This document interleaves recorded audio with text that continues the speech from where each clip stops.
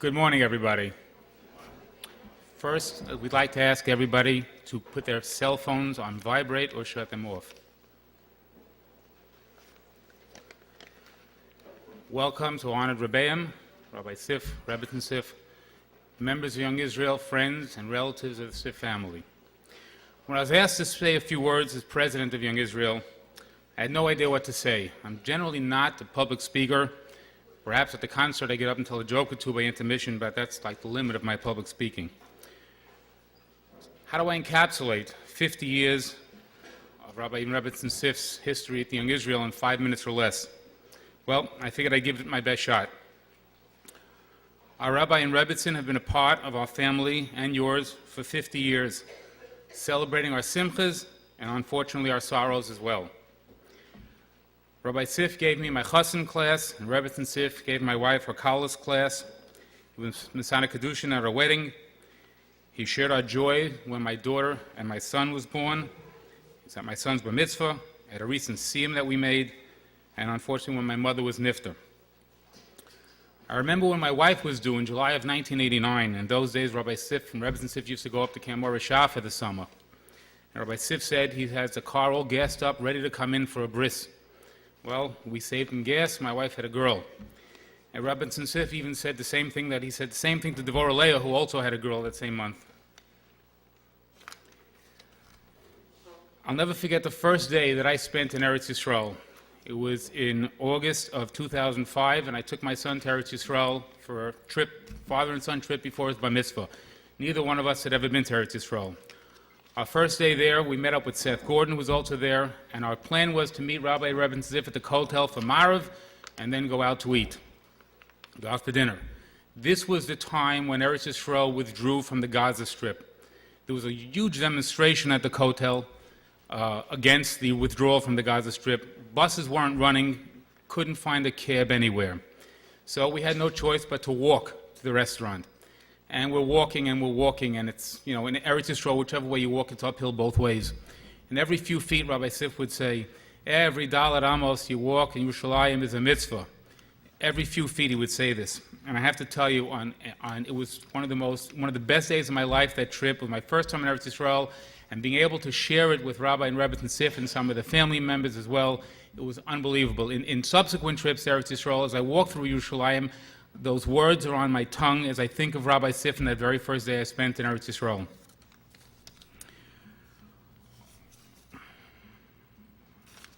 Over the years, whenever a question arose that we needed an answer to, we never thought twice before calling Rabbi Siff for advice. He was always happy and always welcomed our phone call. Rabbi Rebbe Siff's 50th anniversary in our community is our anniversary as well. 50 years of having a warm and caring Rabbi and Rebbitzin who were always available to answer shilas or listen to anything we needed to discuss. 50 years of unequaled leadership of our Young Israel and our community. We celebrate 50 years together with them with the hope of celebrating many more years together and to share in many more simchas together. Thank you.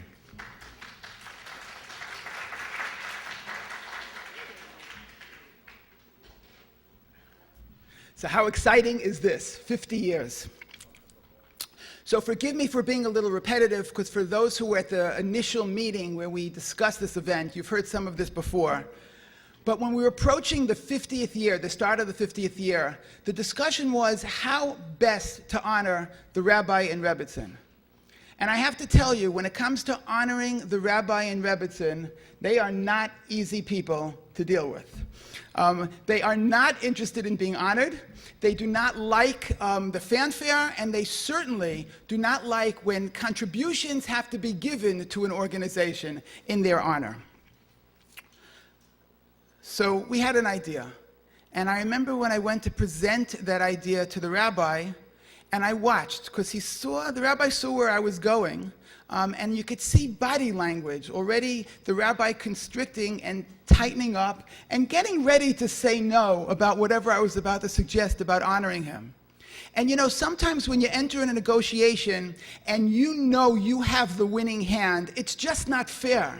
But you know going in, and I knew going in, as I made the presentation, that the way we decided to honor the Rabbi and Rebbitzin was through a series of shiurim, a Yom Iyun, on Torah, specifically Torah that relates to the spiritual giants that most profoundly affected the Rabbi.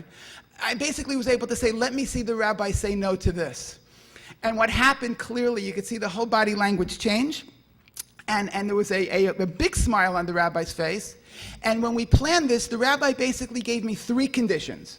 2 conditions up front, and then 1 condition a little bit later on. The first condition was he wanted a hand in the discussion of who the Magidei Shir would be, who would be speaking. And I'm happy to say that our suggestions were accepted wonderfully. And it was very clear who was going to be speaking at this event. The second condition, which makes it a little harder for me, is what he asked was he wanted to make sure that this morning is focused around Torah and does not devolve into a premature hesped in his honor. So we have to make sure that we go in that direction. And last, afterwards, I had spoken to the Rabbi, and the question came up about publicity. Because we had dispatched Penina to speak to the entire family. The Young Israel, we put out our own mailing, and we had announcements. We had the community shuls making announcements, and the other venues throughout the Lower East Side community. And I approached the Rabbi, and I asked what other publicity would he like me to do, what other perhaps prior institutional relationships to contact. And the Rabbi said, it was very sweet, he said, please don't. He said he would like to have this as a celebration really with his family. And that's everyone in this room. And that's what we've kept up. So far, we've listened to the Rabbi. We've kept our word. And it's for the Lower East Side, the extended, immediate Young Israel and Lower East Side family. And that's who's here this morning. So now that I'm constrained, I can't talk about the Rabbi. I thought instead what I would be able to talk about is as we approach the Rabbi and Rebbitzins' 50th year, what is the role of the tzibur vis-a-vis the Rabbi and Rebbitzin? What is our position? What is our role? And the story that came to my mind clearly, there was a story about the Kutzker Rebbe. Now, if I were to ask you where the Kutzker Rebbe came from, most would probably say Kutsk. That would be wrong. The Kutzker Rebbe actually came from Tamashov, if I'm not mistaken. But he traveled a bit and ended up, he and his entourage were searching for a place to set up base. And it was a period of time where for a Hasidic Rebbe to set up base, it wasn't so simple, because there was enormous amount of opposition to the beginnings of the Hasidic movement. This Hasidic sect, as it was spoken about by those who were on the opposition, were not treated all that nicely and were not welcomed, certainly. He went to a number of places, and ultimately, they went into Kutsk. At Kutsk, the community came out to greet the Rebbe. They came out with rocks and stones, which they threw at the Rebbe's coach and the whole entourage and carriages that were there. They threw rocks. Now, I need to take a step back for a moment, because I know there are some in this room later are going to come over to me and tell me that this was their takeaway from this morning's program. I need to be clear. I am not advocating throwing rocks and stones at the Rabbi and Rebbitzin. However, the concept of a passionate engagement, however, is something that's more significant. And in fact, the Kutzker Rebbe, in response to those rocks and stones, he said, this is where we're staying. And his Hasidim looked at him like, said, really? This is where you're staying? And the Rebbe said, look at those people. Do you see their passion? Do you see their care and concern? Look what we could accomplish with them. Passionate engagement is what is expected of a tzibur. I once got a phone call on an Erev Shabbos not too long ago with somebody called with a shaila. Now, I need to be clear about this as well. My training in answering shailas actually indirectly came from our Rav. More directly, it came from Seth Gordon at a dinner, at an event in honor of the Rabbi and Rebbitzin. For those of you who remember it, it'll sound very familiar, but when I get shailas, and I get them all the time, my approach was taught to me directly by Seth. 228-7720. It's very clear. And in fact, in case you don't know that's the rabbi's number, write it down. And in fact, at that time, the person who called me on Erev Shabbos, I was not his first choice. He knew that his first choice was clearly the rabbi. I didn't even have to say anything. It was clear, and I was a distant second choice. And it was actually also very sweet. His thought process was that it was Erev Shabbos. It was actually quite late Erev Shabbos. And he said he didn't want to bother the rabbi. Obviously bothering me, that was okay, but we don't need to talk about that. But he didn't want to bother the rabbi. So I have to tell you, my answer to him is actually my message to you. Bother the rabbi. And just so she doesn't feel left out while you're at it, bother the Rebbitzin as well. If you have a shaila, call. If you have a theological issue, call. If there's something that bothers you, if there's something that you need to learn and you need help and guidance, go up there, call, contact the rabbi and Rebbitzin.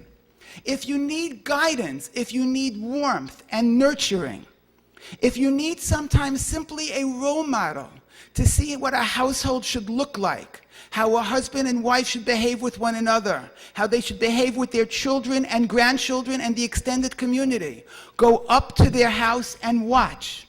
If you need love and warmth, be there. I can tell you that the Rebbitzin makes wonderful meatballs. But I tell you that is because with each bite, you can taste the Ahavas Hashem, the Ahavas Yisrael, the Mesorah that can only be transmitted by a Safta Rabbah. You can and great sauce, by the way, but you can taste it and you can feel it. So I invite you, on Simchas Torah, when I invite everybody up, this time take advantage. Take advantage of the rabbi and Rebbitzin. And in fact, if I may just overstep a little bit, because it ties into our program this morning, how does one become a Rabbi Siff? The speakers that we are going to hear this morning are representing giants, Gedolim, that the rabbi has had contact with and clearly had a profound influence on his world. But I have to tell you, I would venture to say all of us in this room and all who are listening have had the opportunity and continue to have the opportunity to touch and be in contact with Gedolim. The question is, what do we do with it? We go for a bracha. We go for a bracha. We go for an eitzah. Sometimes maybe a story or a little spiritual inspiration. And then we go about our day and we go home. What was different with the rabbi is that he took from those who he had contact with, he took from their essence and their Torah, and he integrated it into his essence and his Torah, and made the whole process transformative. And that's what separates the men from the boys. And perhaps it's with that approach, with that direction, that we begin to listen to the shiurim and the Magidei shiurim that we're about to be treated with. The Magidei shiurim of today need no introduction. They need no introduction both in the Torah world at large for who they are, and particularly they need no introduction on the Lower East Side. Our first presenter, the first year, we're doing this chronologically. In Rabbi Siff's earlier years, he was very much influenced by the Chabad community around him in Worcester, Massachusetts, primarily Rabbi Fogelman Zatzal, who I remember quite well. You can't speak to the rabbi for 10, 15 minutes without either implicitly or explicitly seeing the effect of the Lubavitcher Rebbe Zal on the rabbi. It just comes out all over. Over time, I remember, if I could steal one of Rabbi Metzger's lines, he said that at one of Rabbi Siff's meetings with the Rebbe, at the end, the Rebbe says, "There goes another soldier in God's army." He said it in Yiddish. I'll let Rabbi Metzger do it better than me. There you go. The Rebbe gave our rabbi a little bit of mussar from time to time. I don't know if that's a story he cares to share. And I remember over the years also, for those of us who were fortunate, after Yontif, we would all jump into the car with the rabbi and run to Crown Heights for Koshel Bracha, which was an experience in its own right. When you look for someone to, our goal of this morning in introducing our speaker, when you're looking for somebody to speak in representing someone's outlook, in someone's Torah, you want to have someone who has little of themselves and really can reflect and portray the giant that they're portraying, that they're presenting. A translator, someone who serves as a translator, if they're good, they're invisible. A translator should have no ego. A translator is someone who makes themselves completely as if they're not there and has no input other than taking what they're hearing and translating it as honestly, with as much integrity as they can, without any ad-libbing, without any suggestion, without anything else. Rabbi Alter Metzger served as a translator for the Rebbe's Farbrengens for, I believe, over 18 years. So we felt he would be a wonderful individual to portray and present the Rebbe Zatzal's Torah. And also, needless to say, he's a welcome, old-time friend of the entire Lower East Side community and a dear friend of Amora de Asra, Rav Alter Metzger.